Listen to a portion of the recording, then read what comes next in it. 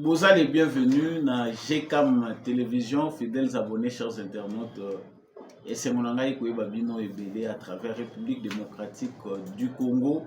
Na Bolandi, Basangona Bisso, il y a émission, il y a éclairé, debout congolais. Merci de nous faire confiance de partout où vous vous trouvez à travers le monde. Liboso Nabino, Mwanamboka, Samba, Olunga, comme d'habitude. Merci.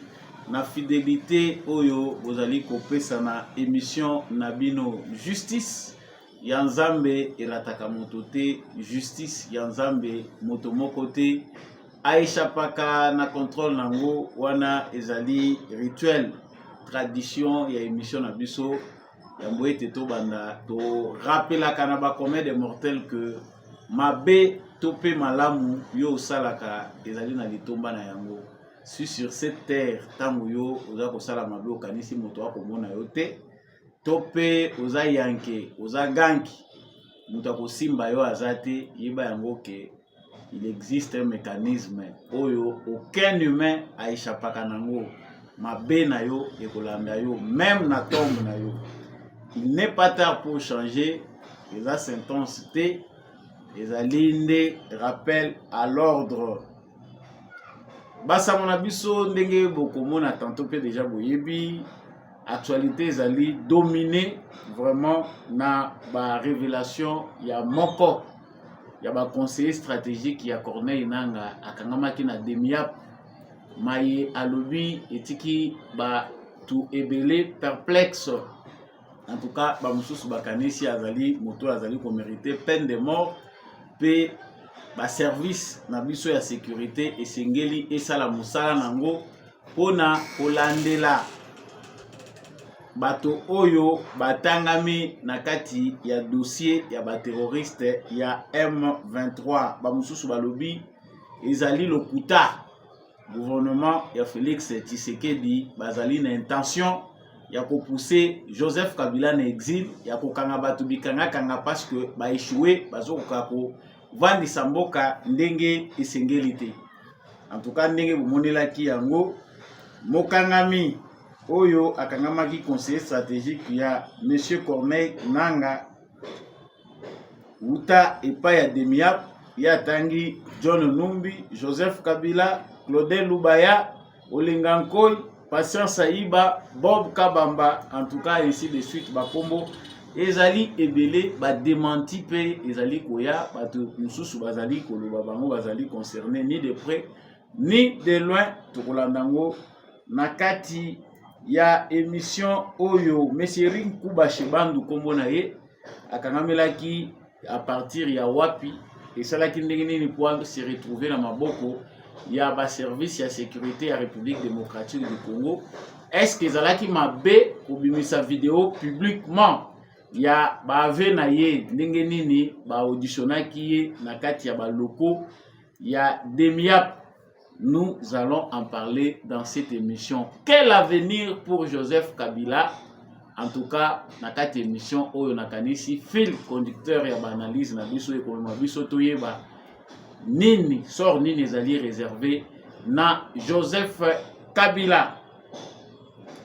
Sangwa mibale tokolobela na kati ya émission oyo ezali mobembo ya président sud-africain azali annoncé na Rwanda pour la commémoration ya 30e commémoration ya génocide ya Batuti.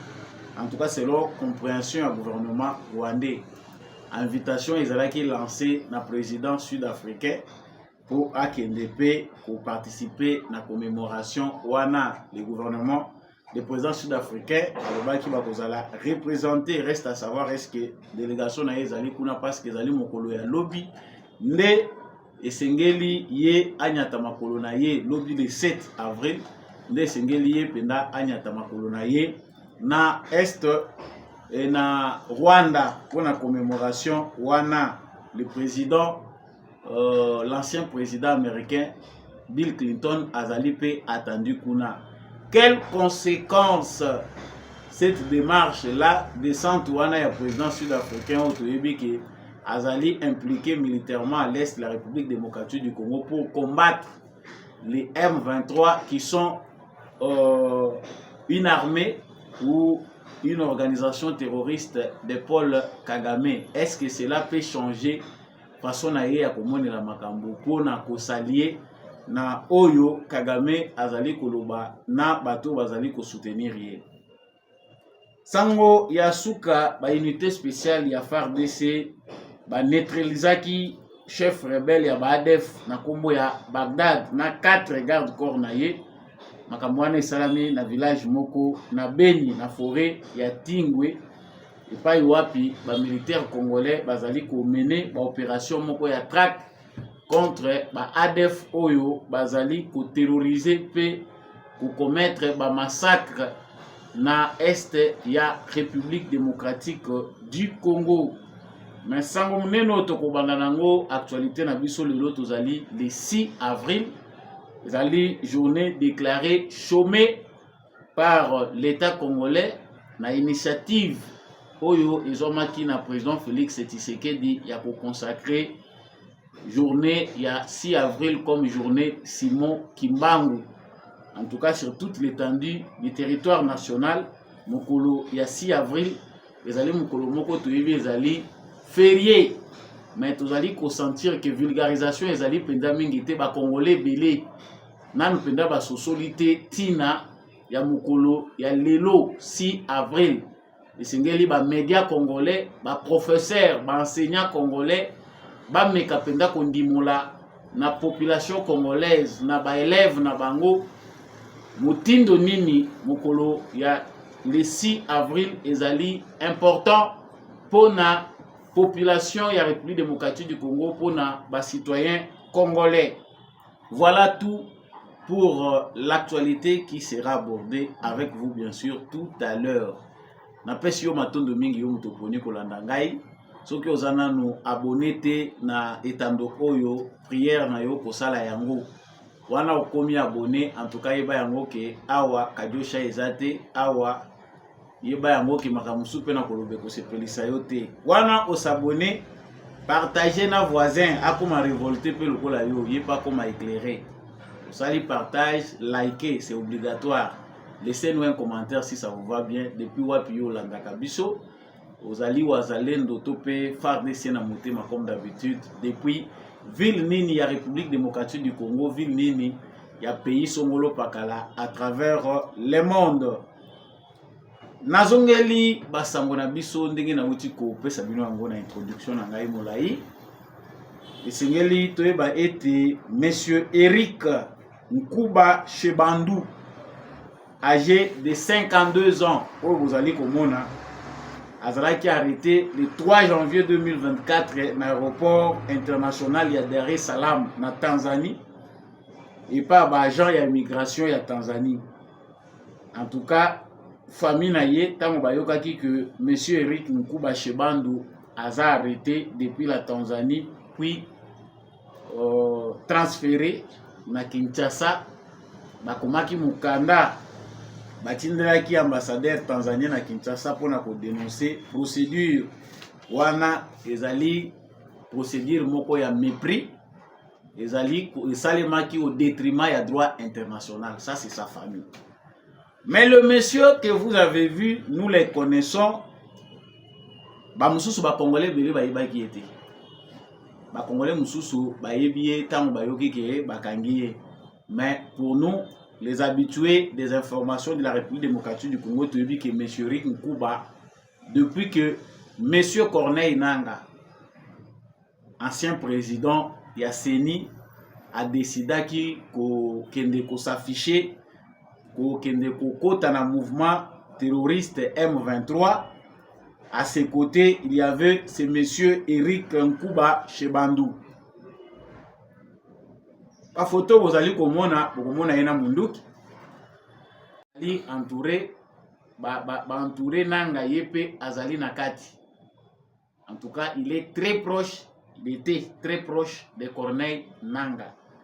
Ndenge kana uti koyebisa bino, musala pe salemaka ba service ya sécurité na biso, renseignement na biso, gouvernement ya République démocratique du Congo.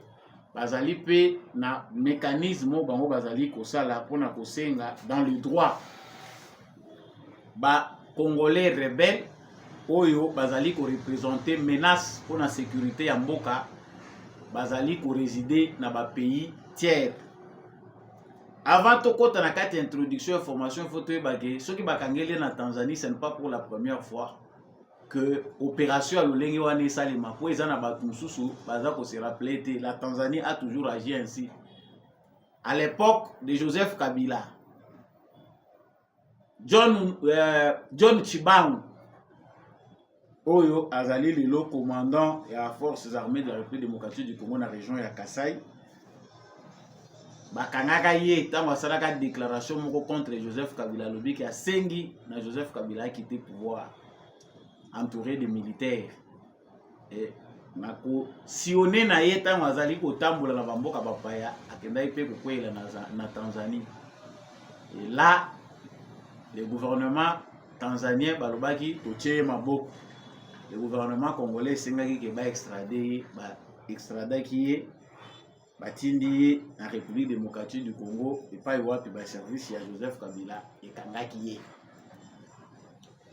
Donc esengeli koyeba que mutoyo ozali komona ezali kaka pona yete ezali na traité moko to pe accord régional o ezali kosenga que pays moko te ko garder mutoyo azali poursuivi pona ba crime to pe terrorisme na mboka ya mopaya esengeli kozongisa ye esika oyo bazali koluka ye.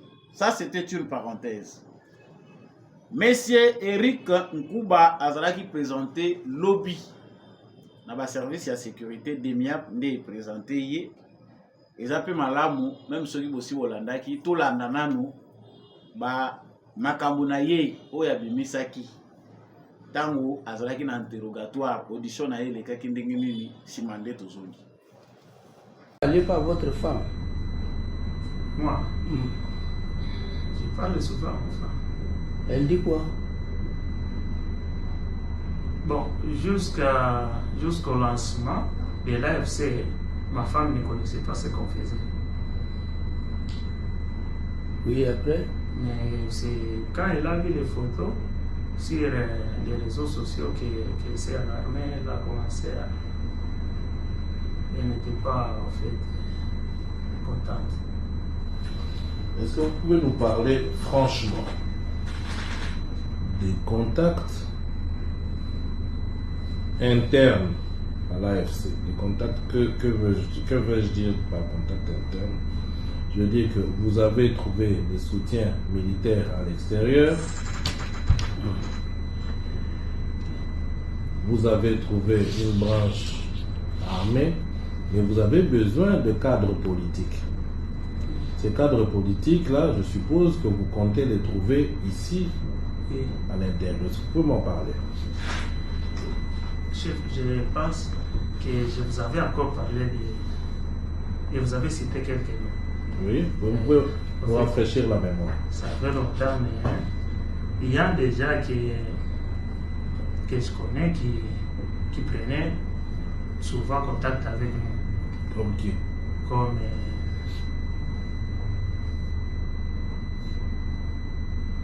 comment il s'appelle encore le député de Canada, ça s'appelle Claudel. Claudel Lubaya. Il y a les vieux Olinga Koy, il y a le professeur Bobby Kabamba, il y a Adam du PVRD. Quel Adam du PVRD? Adam Charles. Albert Charles. Albert Charles. Il y a l'autre qui était à Logefren, et qui c'est lui qui était le DG de Logefren. C'est un règle là.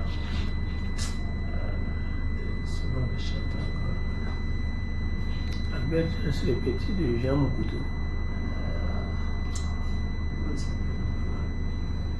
DG de Logefren. Oui, l'ancien DG de Logefren. Son nom m'échappe. On l'attendait au fait à Kigali. Émile. Non, il a été d'ailleurs arrêté, il était à Makala. C'est Émile. C'est un Réga, il est Réga de Manima.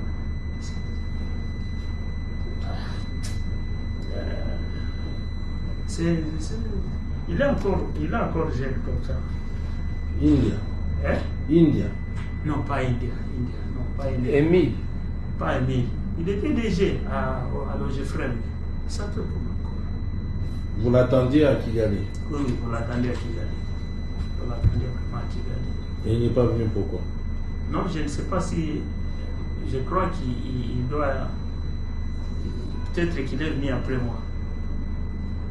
Je vais me rappeler de son nom. C'est un nom qui m'est vraiment familier. C'est ça.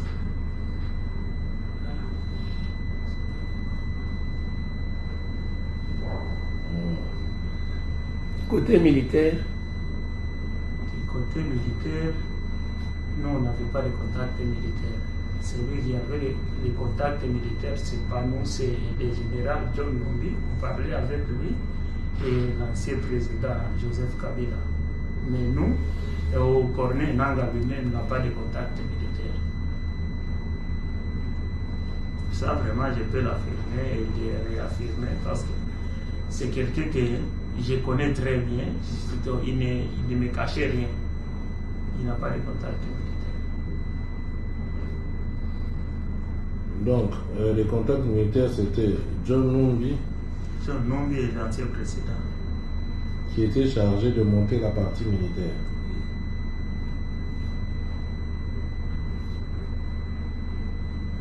Patient Saïba, c'est ça? Ah oui, c'est en Saïba. Parce qu'on parlait avec lui, il était à Tanzanie. Il disait non, il m'a dit c'est quoi je m'en faire que nous on a fait une chaîne en Tanzanie. C'est Saïba. Et il devait vous rejoindre pour entrer dans votre mouvement. Oui, pour entrer dans l'AFC. Ok. Maintenant, revenons un peu sur le général John Numbi et sur l'ancien président. Qu'est-ce que vous pouvez nous en dire?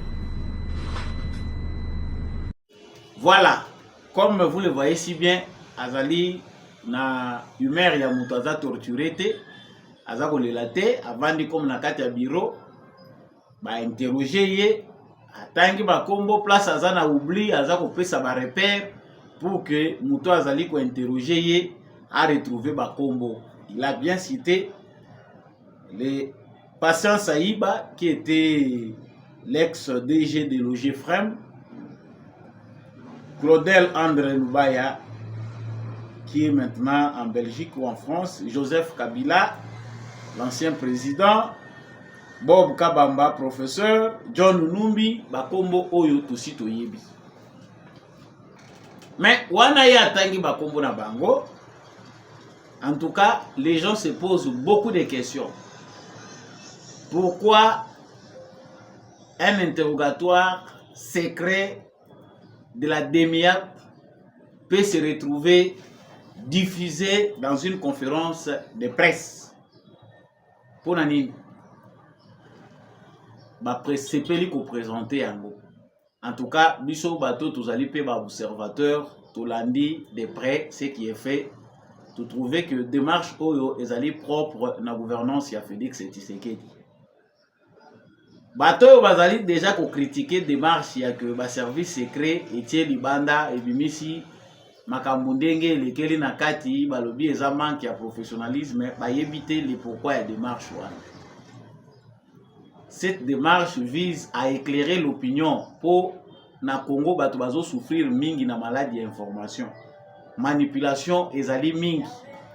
Soki DEMIAP apesi information alobi ndenge zawa to publier communiqué que monsieur moko na kombo ya Eric Nkuba Shebandu oyo azali conseiller ya Corneille Nanga, conseiller na ye stratégique, tokangaki ye asali bave ke batu tel nde mutu bazali ki ayokaki bakombo na bango bazali ba contact ya Corneille Nanga pe ya mouvement M23 soutenu par le Rwanda.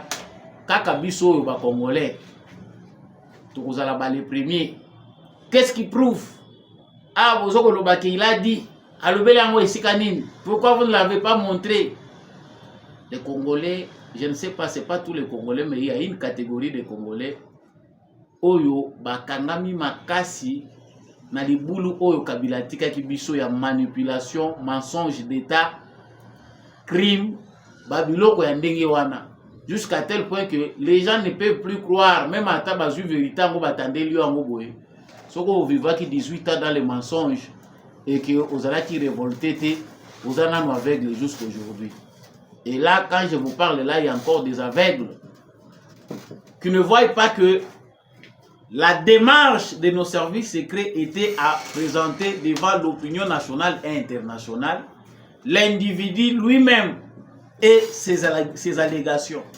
Soki babombaki yango balobi ezala secret mpona bato bayoka te omoni toza koprotege mpo makambo ezala kaka secret toyebi bato nyonso baza kose présenter lelo balingaki baloba te. Ça ce n'est que le début ezali nanu libanda selon oyo bato bazali ko contester balobi qu'il ne fallait pas pourquoi on a présenté ça prend les allures du théâtre bato yango baza wapi.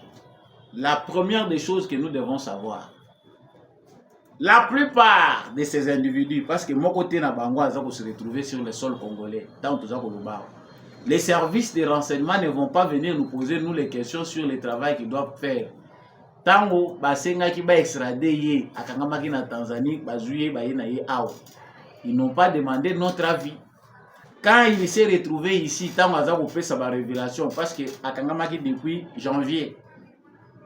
Na yaki awa sa komaki awa. Tolobelaki yango même na ba information na biso ke moko ya bato ananga asa akangamaki mais wana ya akangami azali ko se retrouver na maboko ya agent ya sécurité famille na ye baza déjà ko réclamer qu'il est innocent processus d'arrestation na ye respecter tes droits internationaux à moins il y a des familles qui ont l'audace ya ko défendre ndeko na bango criminel publiquement kolakisa que le régime est sanguinaire. Donc nous devons savoir que Joseph Kabila azana Congo te John Numbi Yekuta Sabi Magikala Kimaka Bandakala aza dans les environs oyokaki ke yepe maboko basi batie mais kaka ndenge tozokendele malembe bokoyoka pe tour na yepe koya. Claudel Lubaya qui a démenti, je vais lire tout à l'heure là, démenti na ya lobby même s'il est contre chaque fois position il y a pouvoir en place, il ne peut pas agir dans ce sens là, il a déjà contredit azali banda ya mboka. Olenga Nkoi, on attend dire qu'il est le banda Azan en France. Toyoki. Patient Saïba, Yepé, Aza très radical vis-à-vis du pouvoir. Depuis Alonga au Frem, Alanda Félix Tshisekedi na ba voyage union son ndenge na ndenge, président Kenemboka tel, bakutani na Patient Saïba zoluka kutana na président. Président Kenemboka tel, Patient Saïba zakuna. Après tant azu gain de cause de monsieur Patient Saïba finit par comprendre qu'il est un politicien et qu'il doit faire son chemin. Il est aussi à l'extérieur du pays. Bob Kabamba, professeur. Batoyo, bayebi, monsieur Bob Kabamba, que vous voyez, bayebi que ba thèse naye, ezalakaka ya ko soutenir la rébellion. Ces analyses vont toujours dans le sens de légitimer les rébellions. Toyebi pour na bao ba découvrir qui est kaka na période électorale, na élection à 2018 d'abord. Aza expert chouchou, il y a France 24, TV5 Monde lorsqu'on veut parler des questions congolaises. Une expertise naye na 20 ans où aza kolobaza chercheur à l'andilaka makambo Congo. Ba théorie naye scientifique parce que lui aussi a contredit à lobby, il ne peut pas faire ça, c'est un scientifique, il est professeur d'université, il n'a aucune raison. Mais ba théorie naye, ba argument naye et qu'ils ont des nature à encourager la réflexion des rébellions. Baza ko lobela makambo élection, il y a comme mango kaka na ba rébellion. Akindoko suki samokuna. Et on sait que il n'a jamais fait des analyses qui vont dans le sens d'équilibrer les choses, que pouvoir en place baza peu positif na makambo baza ko sala. Rien. Nous ça ne nous étonne pas. On se demande il est quel genre de Congolais. Il n'est pas à se plaindre à lobby. Ceux qui va lobby qui ont participé dans le mouvement M23, il y a Ibi à côté. Tout est fonction. Il y a Makamboeza déjà que les réseaux sociaux, on les traite des Rwandais de par sa mère. Lui n'a pas une mère rwandaise. Il ne connaît pas tout ça. Ils allaient biloko.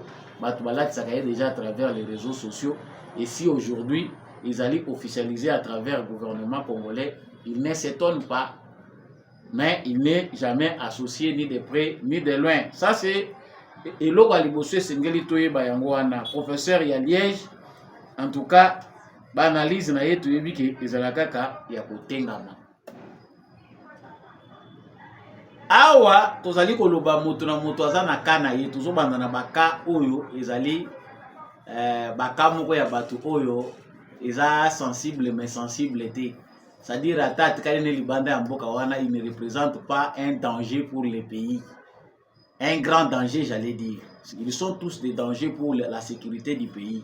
Le fait que baza ko trahir mboka na bango pour aller dans une association na kati ya organisation moko criminelle pour na combattre mboka na bango. S'il faut ici parler d'abord de monsieur Olenga Nkoyi que vous voyez. Olenga Nkoyi jusque là tu évite lui aussi selon ce qui se dit à l'obika éviter.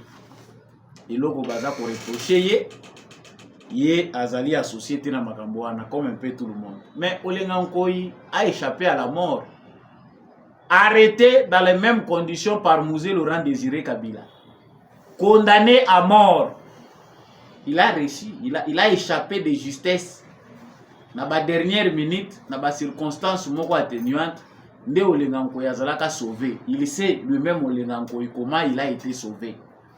Il a fallu une haute diplomatie. Les Etienne Tshisekedi ont participé pour sauver la vie de Moutouana.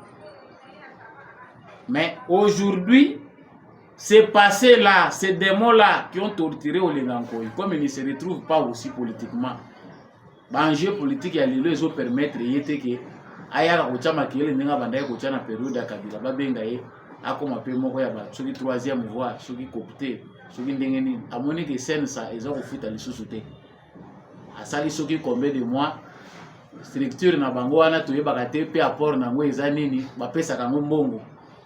Mais avant dia wa moni kaka 3 mois 4 mois 5 mois baza kofuta ye bango te allez akangi bisaka o na bimi batuni na DGM nini au soin de santé checking médical akomi libanda mboka réunion.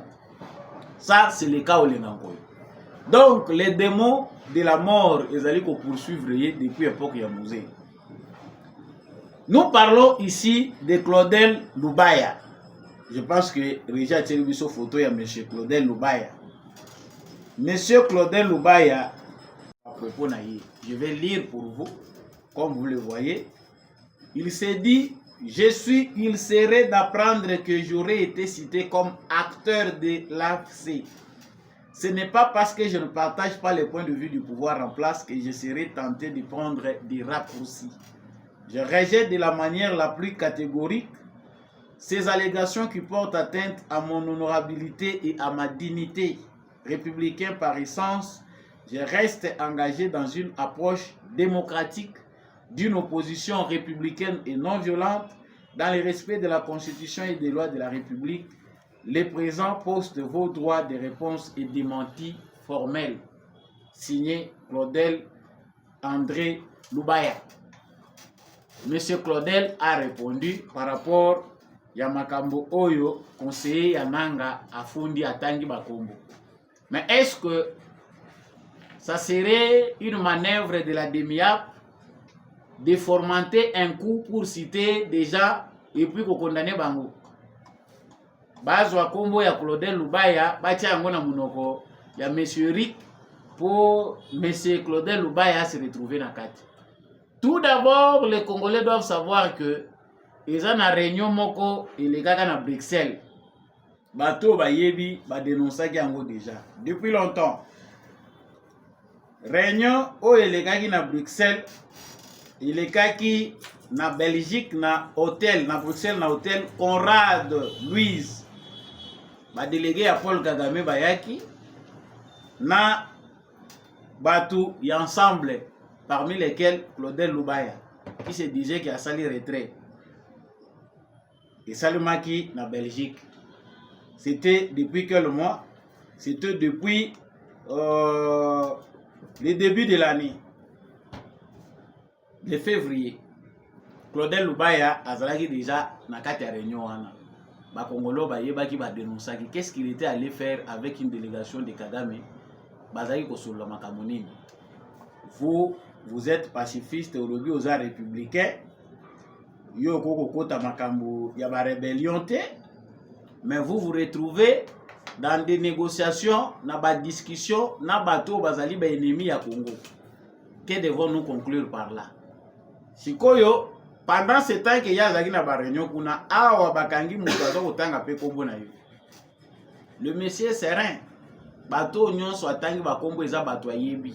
O ya yebi te alobi na yebi te. Ba contact militaire na yebi bango te parce que biso to bandaye kotala ka bato yo baza politique. Ba ngana za très proche ya nanga, je connais comment on fait. Monsieur Claudel Lubaya, allez voir comme ça, à l'entendre, certaines personnes sont en train de trouver des moyens pour les dédouaner. Mais la réunion dont je parle, celui que Claudel Lubaya est moi qui dénoncer à Luba, réunion wana na ba Rwandais, ils allaient sur problème nini. Et dans cette réunion là, l'objectif est visé ezali babanda ko éliminer ba proche ya Félix Tshisekedi. Ça c'est ce qui sortait de cette réunion là. Ba service à sécurité ils avaient la raison pour ça musala nango. Pendant que nous crions là, tu sais que non, chaque jour qui passe, il y a aussi un travail qui est fait. Bah quoi qu'on a combo na yo pamba te sans que vous la concerner. Donc comme monsieur Claudel Lubaya doit faire plus que ça. On ne peut pas dédouaner quelqu'un par rapport aux apparences. Aïe, n'andenge to yebeli ata azama bia ko sala ngote. Non. Non. Il y a des criminels doux qui pouvaient penser que les Jean-Jacques Mamba, c'est après que Nayo Gamela Kadiamba. C'est après, mais Jean-Jacques Mamba avec les Français Rouge Bordeaux qui explique aux jeunes comment être patriote. Là où il était, tant Mazalaki député, Azako expliquer à ma jeune amour et à Patrick qui pouvait penser que Jean-Jacques Mamba va rejoindre les terroristes M23. Personne. En tout cas, on voyait en lui un garçon très bien, qui a des idées, qui peut faire avancer le pays. Mais c'est en dernière minute qu'on a compris que l'intelligence n'est pas l'essentiel. Et en plus de ça, ce n'est pas de l'intelligence tout ça. Les alliés de fourberie, ils ont profité de la langue de Voltaire pour ne pas mourir, ils ont vendre l'image.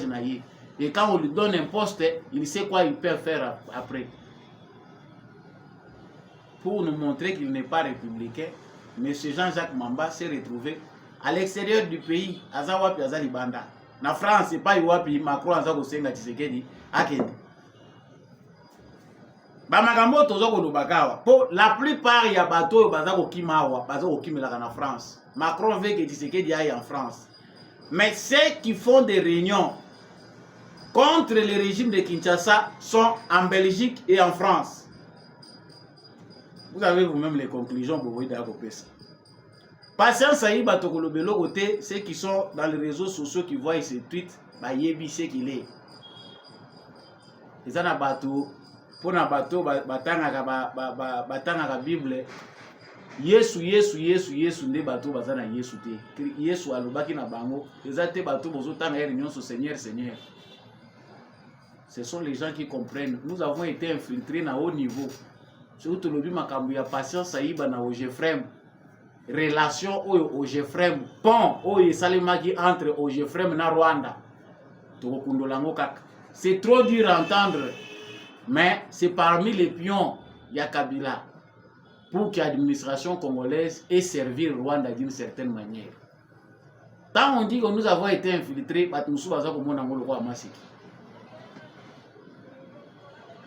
monsieur Bob Kabamba, professeur à l'université de Liège, tout de suite le Belagi Makambounaye, yé dossier na yé zaye mokondenga azako se défendre. Oza professeur na l'université, est-ce que tu as l'amour du Congo? Nous devons comprendre qu'il y a certains de nos frères, l'intention est à m'habiter, mais ils ont été na yébité terminé na utiliser awa Occident ici et là bas bongo na bango. Professeur Bob Kabamba, na koloba Bob Kabamba azali professeur depuis longtemps à Liège, mais quand il parle à la télévision bazako bengaye comme expert, on ne le reconnaît pas des Congolais.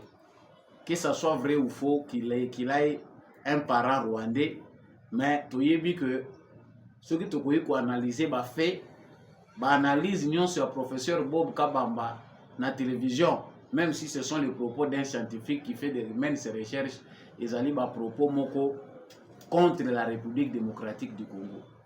Thèse où il accompagne la analyse ils allaient thèse moko ya chercheur indépendant. C'est quelqu'un inféodé à la France, aux Occidentaux.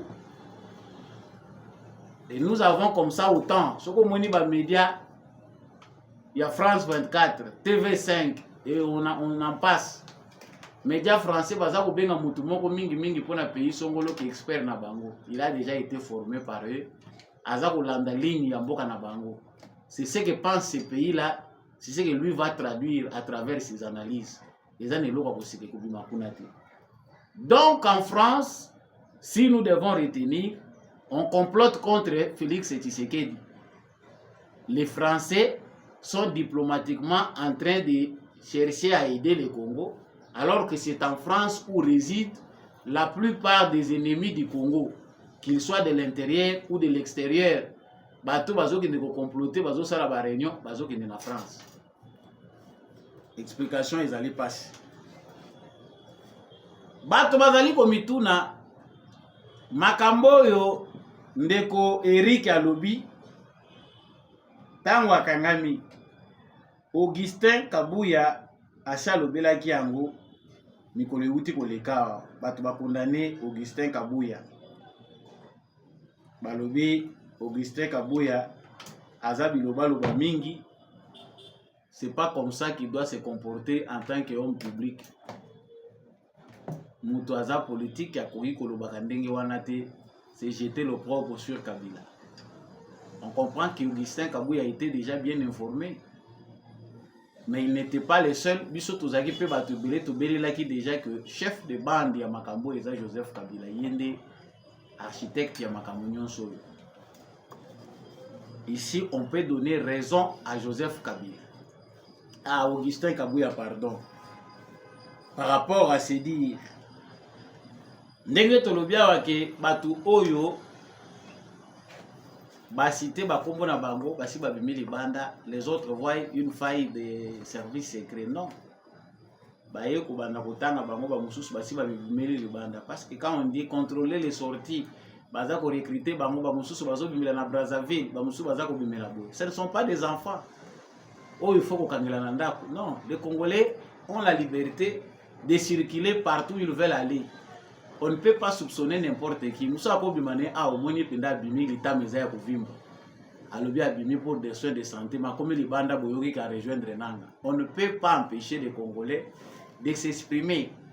Mais celui qui se retrouve là-bas ou celui qui est soupçonné sur base de preuves, bakocha yema beaucoup. Maintenant, au Congo, ils ont 100 millions d'euros. Ils ont des moyens pour contrôler des adultes. Ils doivent suivre leur chemin. C'est mieux vaut basala yango tout monde bango qui bazana bisoté et c'est plus mieux. Reviendront-ils au pays? Bango mo daba mi beti lisasi. Ponde ko ya zwami. Kozwama zwami abebi selipe batebele ba plan. Ba information a pesi. Les alliés mususu eza technique. Attends toza koloba ke ba bimisier pourquoi batie vidéo wana libanda batu nyonso bayo kango. Non, il y a beaucoup de choses. Mutu wana depuis janvier kangamaki toza en avril. On devait épuiser toutes les informations qu'il a. Na ba interrogatoire ya lolenge na lolenge. Mais ce qui était essentiel qui devait être présenté, yango va présenter biso. Maintenant, on se concentre sur monsieur Joseph Kabila.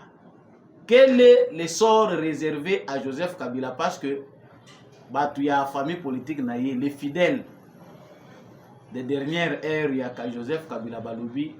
Ça, c'est jouer avec Joseph Kabila. On veut pousser Joseph Kabila à l'exil. On veut l'arrêter. Mais Joseph Kabila, dans sa cachette, a consolidé.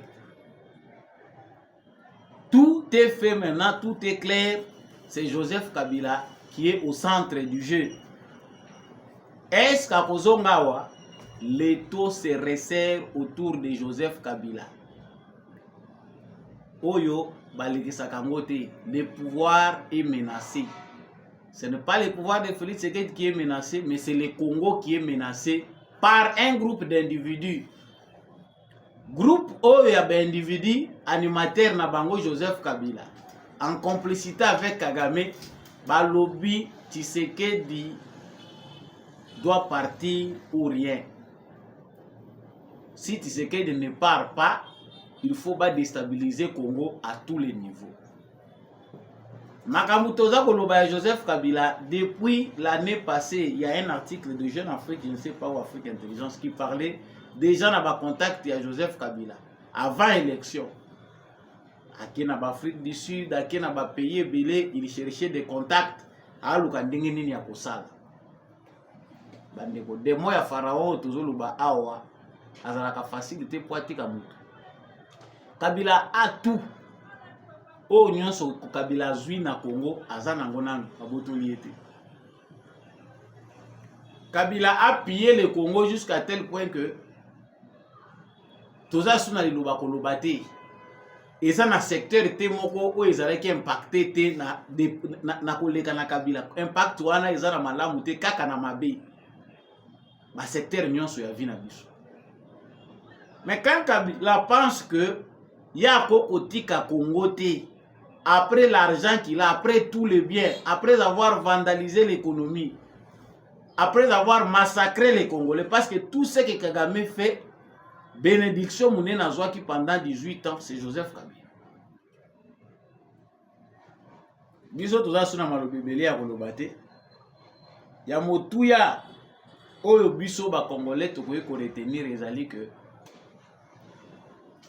il faut qu'une porte se ferme pour qu'une autre s'ouvre. Il y a des têtes qu'il faut couper pour que le pays aille de l'avant. Sacrifice ezali bango moko lokola ba bomi mboka bazali prêté ya kotika ke mboka ekende liboso, ce sont eux qui seront sacrifiés. Et to kama na biso te, si Joseph Kabila otokomi kolobo ezali mena réalité. Si Joseph Kabila remet ses pieds au Congo, akokangama. Peu importe façon bakomimela, même Yemoko Kabila yebi déjà que ça commence à aller très mal. Et ba disposition ils ont mis déjà. S'il remet ses pieds au Congo, bakokangaye. C'est là où on va. Quand le taux se resserre, Mouto Vandinaye Omoni Azali pacifiste, Aza non violent, Aza komimayoka kana kimia, kokanesate que Moutouana Aza capable de resala mabete. Na point autre commis, soit on veut sauver le Congo, Félix Tshisekedi veut avancer, soit il ne veut pas avancer. Le premier obstacle, na ennemi interne au Touzana Bangwawa s'appelle Joseph Kabila et sa famille biologique et politique au Batikali attaché na ye. Bato nyonso bazo yembela Kabila nzembo oyo baza ko yembela ye parce que ils n'ont pas là où aller, ils ne sont pas importants. Koto essaie tondi ba moni esikate. Ils doivent continuer à faire ce qu'ils font dans la mentalité de l'AFDEL. Mais retenez que l'étau se resserre autour de Joseph Kabila. Désormais, il va perdre beaucoup de choses. Guerre ya Lukio et c'est mon année visible. Ezo salake, azo perdre biloko ebele. Il va se concentrer encore beaucoup à l'extérieur. Et sa guerre moko froide il y a depuis longtemps, Joseph Kabila a fini par comprendre que Félix Tshisekedi ne le sécurisera pas tous ces 2 mandats ou pendant tout ce temps. Non. Il devait répondre de certains de ses actes. Yango lokola ba moni kezo simbate, mieux vaut retourner na ba repère na biso, bisiko to bandela ki to utaki zamba, to zongela na zamba, to benga na ye. Comprends que veut, cher Congolais, mais il n'y a rien de nouveau dans tout ce qui est dit. Motoyo akangami alubi makambo ezali vrai.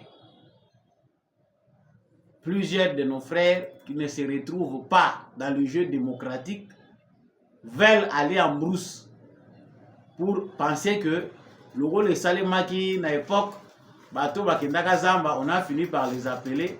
Ceux qui tokoti kuna toza ebele, on finira par créer un terrain d'entente pour que Bissopeto Kota balukela biso voies et moyens pour tout s'imposer.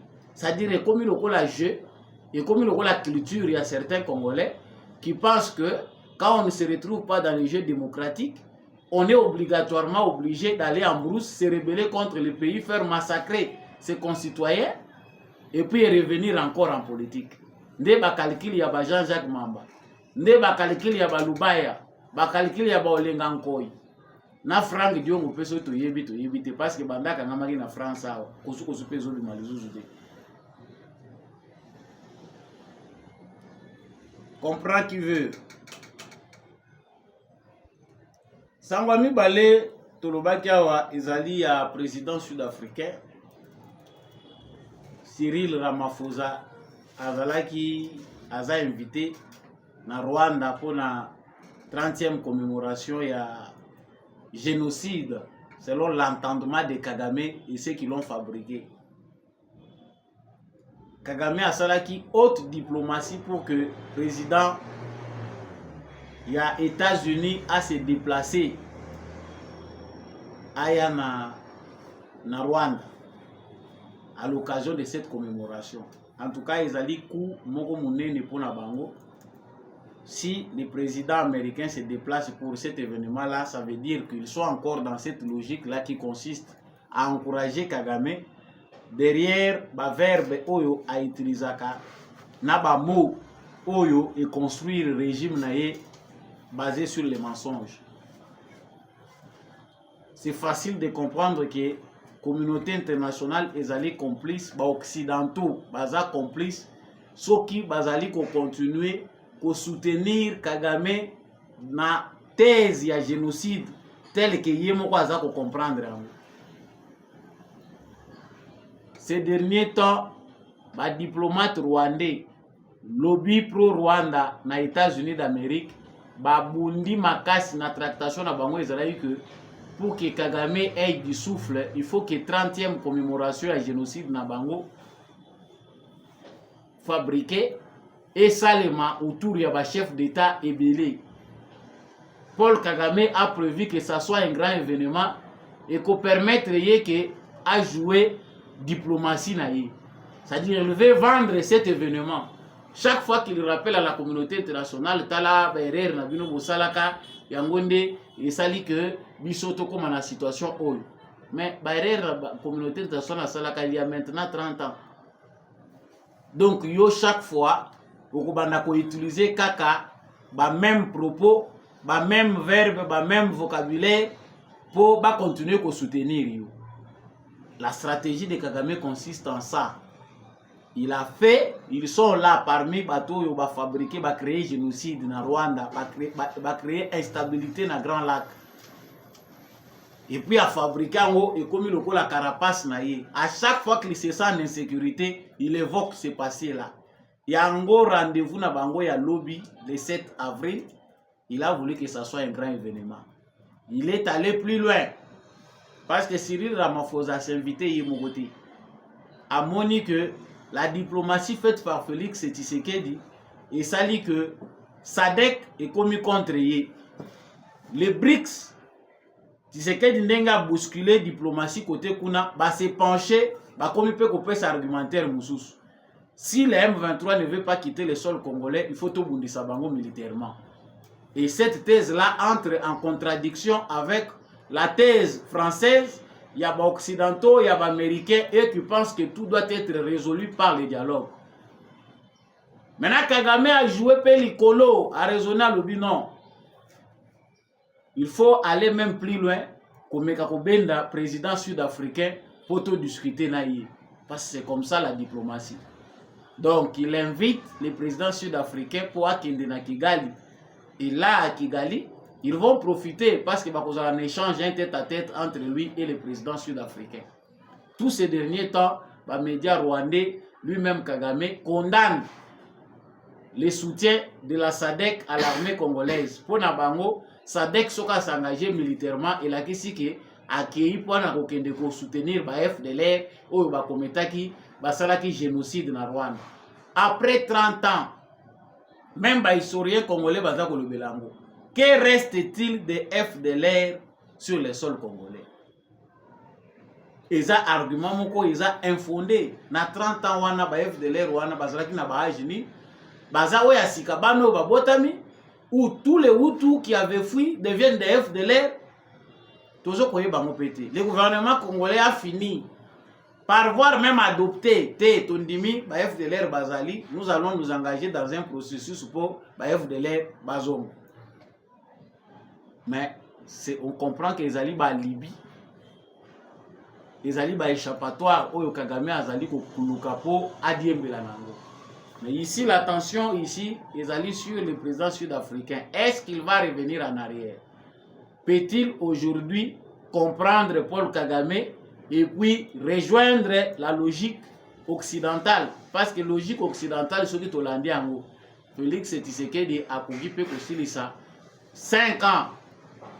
Oyo ba topesiye awa na mandat sika oyazui bango bazo continuer ka koyebisa biso dialogue. Nous sommes touchés. Nous demandons au Rwanda de retirer ses troupes. Et kozalaka ka bongo d'année en année rhétorique et kozalaka ka mensonge à sympathie à lokuta wana nde biso to kozala nango.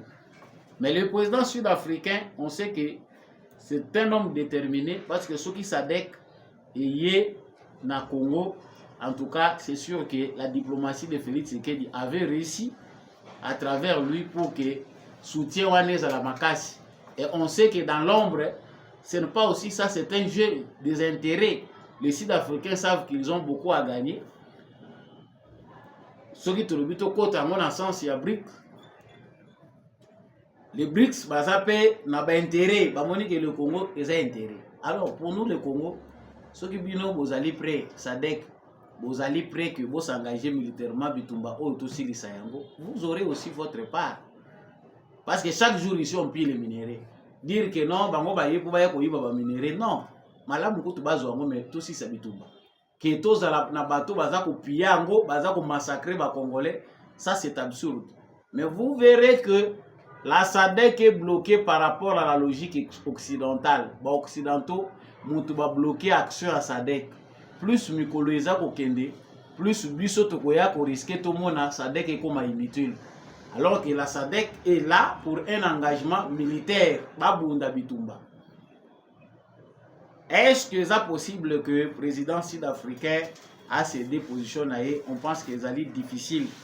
Est-ce que le président sud-africain a voulu changer position pour que SADC est bon? Comme il a dit la MONUSCO, il va dire que les militaires sud-africains vont dire que les sous côté tourner en rond. Tout est possible avec les Occidentaux. Mais on a foi que les Sud-Africains, si ils démarche d'indépendance, ils ont aussi une voix qui peut s'imposer d'une certaine manière. Mais les qui peut déjà adopter l'attitude des Occidentaux, tant que l'on dit ministre des Affaires étrangères, ou a démissionné à Bango, Maman Wana alobaki que Tozali peut couper sa chance, Tozali privilégier, couper sa chance pour que la discussion ait débouché dans une solution pacifique. Et pourtant, ils étaient déjà là militairement. Donc, les Congolais, que Bitumba, ezali ya kosakanate. Virage Oyo, ezali très dur pour les Congolais qui peuvent comprendre. Mais moi, je pense que le plus important, c'est notre mobilisation. Nous devons continuer à manifester. Manifestons, chers Congolais, l'air est grave. Lobi na Kigali, le sambo ya Kagame ezali que États-Unis ndenge bazokita. Tout le monde qui balakisi biso ba photo attaché militaire donc ba militaire Pentagone bakende ko visiter attaché militaire ya ambassade ya Rwanda na États-Unis na Washington baki kotala ye. Pourquoi? C'est peut-être par rapport à ndenge bazora ba disposition ya ko sécuriser ceux qui il y avait autre chose. Ce qu'on sait, c'est que les États-Unis continuent encore à apporter son soutien à l'armée rwandaise. On continue à utiliser l'armée rwandaise dans les positions dans plusieurs pays. Rwanda a continué à la liste où il y a des Américains. ba américain bazotinda Kagame comme baidaki pour la formation ba militaire na ye a continuer kotinda ba militaire na ye bisika nyonso ba militaire rwandais bazokende na bamboka wana il faut boyeba kezali lisu ya ba américain. Et le terrorisme peut se créer dans ces endroits-là. Important, aussi tout le Les unités spéciales de FARDC ont neutralisé les chefs rebelles ADF au nom de Bagdad, responsable des attaques à Mangina. En tout cas, Ezali Kalumbandi, pour le président Félix Tshisekedi, les militaires Nabiso, Bazali vraiment bien équipés ces derniers temps, mais l'information la plus importante ici, Ezali, concernant rebelle wana bakangi na kombo ya ba neutraliser ou babomi na kombo ya Bagdad, c'est un terroriste ya ADF, aza de nationalité ougandaise et ba patrouille ya armée congolaise nde ba mener opération na ba force spéciale ba bomier na 4 gardes corps na ye bango bazali responsable ya ba attentat esalimaki na Beni na village moko na forêt ya Tingwe. C'est là où on les a tués, mais bango bazalaki responsable ya terrorisme esalimaka mingi na Beni. Ça c'est un bon coup de chapeau na armée na biso, ezali très professionnel. Ils ont facilité au même moment vous allez que ça la guerre traditionnelle, au même moment vous avez ça la guerre asymétrique où vous allez combattre le terrorisme, au même moment vous allez combattre le banditisme. En tout cas c'est beaucoup ça comme conflit pour un seul pays, mais armée na biso quand même ils allaient kobunda. Mais important vous allez continuer que senga na autorité militaire na biso. Il faut ma branche spéciale, il y a des intoxications, ma service na biso ya renseignement, ma psychologue et sengeli mettre en place une structure, il y a bateau baza ko kanga bango parce que baza ko kanga des civils ba bakangi bango 50 ba bomi ba mususu bazui ba mususu ba koti na bango na zamba. Quand ils vont rentrer, ce ne sont pas les mêmes personnes. Baza ko zonga ba komi ba terroristes. Et ba komi pe ko kosa bino boyambi bango bolobi ono te to sali opération to zui bango, mais pendant 3 mois, 4 mois, 5 mois, oh balekisi na bazamba. Qu'est-ce qui s'est passé là-bas? Des gens comme ça, on ne peut pas aller rapidement pour na kotika bango na kati ya nature, kotika bango na kati ya population. Donc voilà les conseils qui peuvent être donnés na état-major na biso. Ezali pe important vraiment que ba militaire na biso baza la former na ba intervention d'ordre humanitaire, base à la très proche de la population et pour renforcer vraiment la cohésion mingi pour que les terroristes de l'armée rwandaise ne puissent pas faire passer leur propagande. Merci à vous qui avez choisi de suivre ce numéro. Maintenant, ici, le 6 avril, les lots Oyotozali, les journée monnaie et célébration pour la Kimbangu, journée dédiée à Kimbangu. Ngai naza kimbangiste te. Je suis un chrétien, protestant de naissance, mais je reconnais, comme tous ceux qui pensent que Kimbangu, c'est un grand prophète, il est parmi les figures importantes qui ont aussi combattu, milité d'une certaine manière, éveillé la conscience noire pour notre indépendance. C'est important que bana na biso pe biso moko to maîtriser histoire. Ah, Kimbangu makamuna bango bato ba Kimbangu wana non. Kimbangu azalo gola Lumumba, Kimbangu azalo gola Bakasavubu, Kimbangu tant toza kotanga et tozo tanga bakombo ebele. C'est ça l'histoire que nous devons apprendre. Ezali histoire baza ko apprendre biso te oyo biso toza ko otanga ya Charlemagne na kati ba na secondaire to na humanité. Baza kotangisa biso ba dynastie française. Donc tozui tamula ya ba chapitre ya histoire ya France toza kotanga ba biloko eza yango te. Et cela c'est très important, vraiment il est prévu ba défilé pour la journée na bango. C'est très beau quand même à voir, mais l'histoire doit être comprise. Il faut ba Congolais bazala na mémoire historique na ba journée ya boye, faites parler les historiens Il faut que des émissions passent dans la télévision publique pour faire comprendre à la population congolaise les pourquoi de cette journée. Pour nani batiango férié, ils allaient musala pe munene ya vulgarisation ministère ya culture. Il faut esala. Ministère ya information na ya communication eza musala na bino oboza kolela mbongo. Ba $12,000 ba frais de fonctionnement na ba avantage lié na ba fonction na bino. C'est pour ça. Émission na biso ya mukola lelo isili nazali pendant na esengo koyeba ki bozalaki ebele ya kolanda samba olonga po ete vraiment bozala éclairé na banzi yo za éclairé kotikala yo moko te partager yango na voisin liker tika commentaire olandi actualité au depuis wapi nyonso tolobaka ngo na ngonga oyo te mususu pe ezala mutu na yo mususu pe bozosala mo ba débat en continuité bisika oyo bino bozali. Quant à moi, je vous dis merci de nous avoir suivis. Merci. Na Ndekombi à Chako, merci beaucoup na apôtre Gérard Kabeachovo, merci à l'homme de la vérité des jours, Jean-Louis Timbalana, papa Boniface Mpunga, papa Michel Luma Kasso, mon vieux Paulin Tika, papa Freddy Ngwama, papa Kennedy Mukendi, Bande Nyonso Bolandaka, GCAM Télévision, Lokola. Papa Jeff depuis l'Autriche, maman Bill Bilonda, maman Lisette Mombendou, Napesibino Matondo Mingi.